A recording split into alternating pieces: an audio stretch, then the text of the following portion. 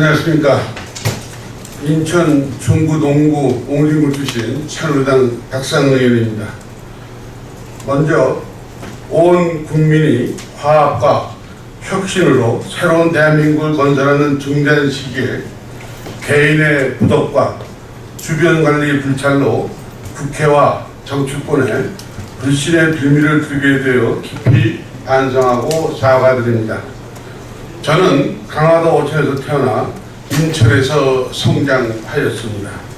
고등학교와 대학을 7년간 기차로 통학하며 어렵게 학업을 마쳤습니다. 목사님이신 저희 아버님은 목사도 먹고 살 것을 해결하고 생업하는 것이 옳다고 말씀하셨습니다. 정치는 더 말할 여지가 없습니다. 어두운 시절 저는 역사를 외면하지 않고 연세대학교 학생회장으로 삼성견 반대 투쟁에 앞서 싸운 민주화 세력입니다. 대학 졸업 후 해군 장교로 월남전에 참전 후 대한전선에 입사, 전 세계 120여 개국을 누비며 수출과 산업 역군으로 앞장서서 따돌려 일했습니다. 대한민국의 산업화와 민주화에 적으나마 기여한 제 삶을 자랑스럽게 생각하며 의정 활동을 해왔습니다. 그리고 지난 6년간 선친의 유언에 따라서 의정 활동하며 정말 깨끗한 정치를 하였습니다. 지난 지방선거가 끝나고 여러 국민들이 공천 헌금 의혹을 갖고 있는 시기에 제 기사가 3천만 원에 든 가방을 신고하고 나아가 많은 서민들이 어려운 시기에 연구원에 있던 5억의 현금이 신고돼 언론으로부터 많은 의혹을 받았습니다. 저는 상기 금원에 대하여 분명히 검찰에 밝혔고, 검찰은 제가 밝힌 삼성 상호저축은행 금융계좌에서 인출단 점을 80% 이상 확인했습니다.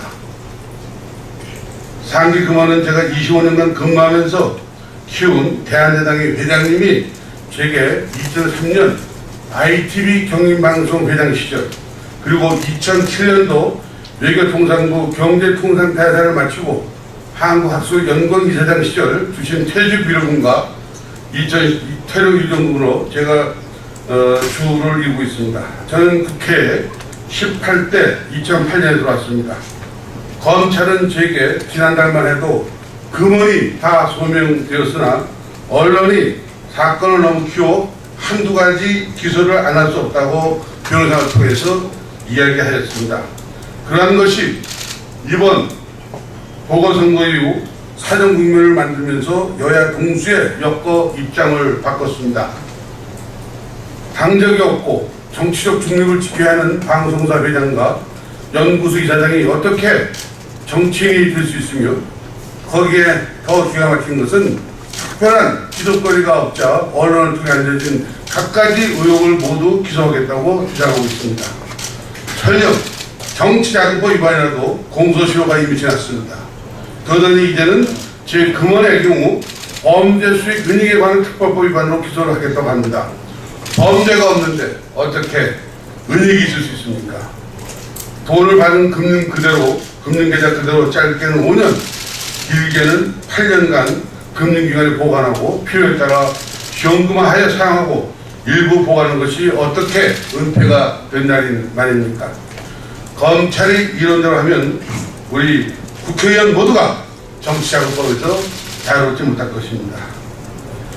국회의원 본인이 모르게 후원금 계좌로 후원을 한 지방의회 의원이 양심선언을 하면 공직선거법에 기부행위 제한이 위반된다는 검찰 입장에도 동의할 수 없습니다. 이런 경우가 현실적으로 얼마나 많습니까? 국회 입성 전에 사적 계약관계에 의해 지급받던 공무원 역시 매년 세금 신고와 연말 재단 변동 신고를 했습니다.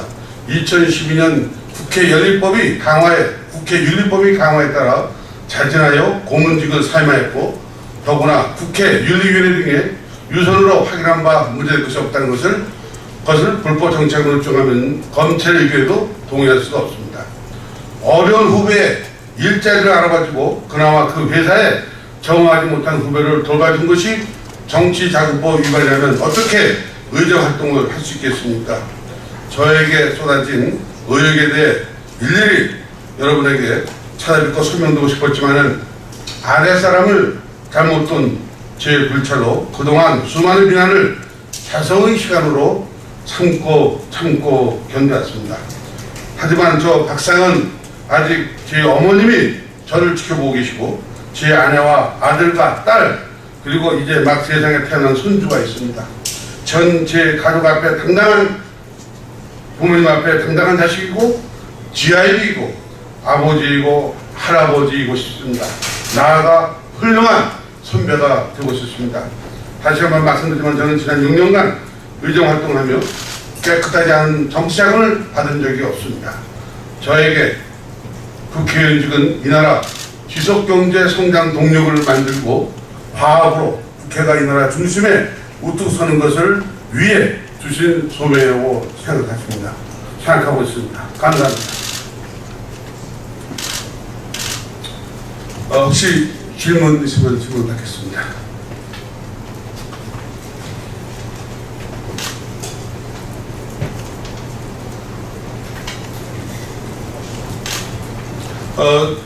제가 한 가지만 좀 첨언하겠습니다.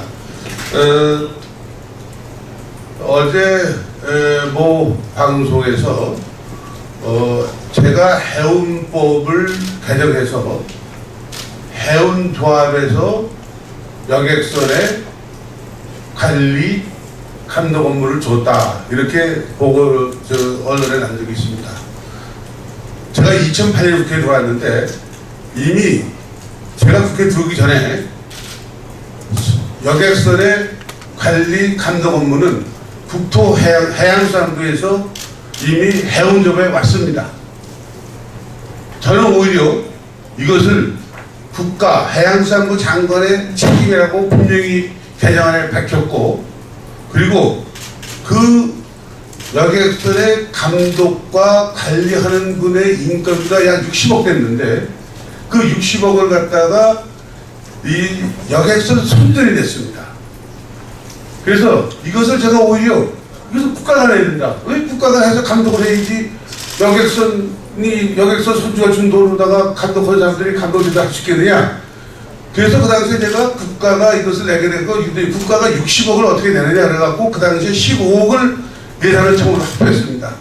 근데 그 당시에 저는 법을 어떻게 냈냐면은 국가가 책임져야 한다고 됐는데 정부가 60억을 다 못 내고 15억밖에 못 내니까 국가가 지불할 수 있다고 그렇게 바꿨습니다. 그래서 그 당시에 장관은 뭐라고 했냐면 앞으로 15억에서 60억까지 다 치우겠다고 했는데 제가 그 당시에 국토해양부에 있다가 그 다음에 보건복지를 갔는데 그 다음에 그 15억을 다 빼버렸어요. 그리고 다시 여기서 손주가 100% 내게 하는. 그래서 사실 제가 볼 때는 이 세월호 사건도 그런 거 관계가 있다고 봅니다.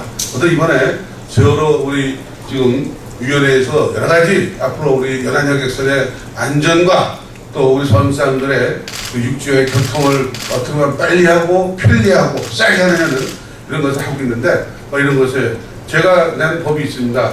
작년에 제가 금년 1월달에 낸 법이 있는데 그 법이 뭐냐면 도서해운 대중교통법입니다. 이것이 통과되면 제가 볼 때는 이 세월호에 대한 그런 많은 대책이 아마 이것을 커버된다고 생각합니다.